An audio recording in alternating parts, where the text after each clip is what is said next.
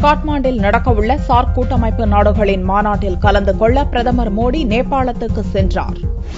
SAARC எனப்படும் தெற்காசிய நாடுகள் கூட்டமைப்பு மாநாடு நேபாள தலைநகர் காட்மாண்டுவில் புதன் வியாழக்கிழமைகளில் நடக்கிறது. இம்மாநாட்டில் கலந்து கொள்வதற்காக பிரதமர் நரேந்திர மோடி டெல்லியிலிருந்து சிறப்பு விமானத்தில் புறப்பட்டார். காட்மாண்டு விமான நிலையத்தில் இறங்கிய மோடியை நேபாள உள்துறை அமைச்சர் பாம்தேவ் கௌதம் வரவேற்றார். அதன் பிறகு மோடிக்கு நேபாள பாரம்பரிய அணிவகுப்பு மரியாதை தரப்பட்டது. மோடி பிரதமரான பின் சார்க் மாநாட்டில் பங்கேற்பது இதுதான் முதல் முறை. நேபாளத்துக்கு புறப்படும் முன் டெல்லியில் மோடி ஒரு அறிக்கை வெளியிட்டார். தான் பிரதமராக பொறுப்பேற்ற போது சார்க் நாடுகளின் தலைவர்களுடன் விரிவாக ஆலோசனை நடத்தியதை சுட்டிக்காட்டிய மோடி, அண்டை நாடுகளுடன் மிக நெருக்கமான உறவை பேணுவதற்கு தனது அரசு மிகுந்த முன்னுரிமை அளித்து வருவதாக தெரிவித்தார். சார்க் மாநாட்டின் இடையில் ஆப்கானிஸ்தான் அதிபர் அஷ்ரப் கானி, வங்கதேச பிரதமர் ஷேக் ஹசீனா, இலங்கை அதிபர் ராஜபக்சே உள்ளிட்ட தலைவர்களை சந்திக்க உள்ள மோடி பாகிஸ்தான் பிரதமர் நவாஸ் ஷெரீஃபை சந்திப்பாரா என்ற எதிர்பார்ப்பு எழுந்துள்ளது. காஷ்மீர பிரிவினைவாதிகளை பாகிஸ்தானிய தூதர் டெல்லியில் சந்தித்து பேசியதால்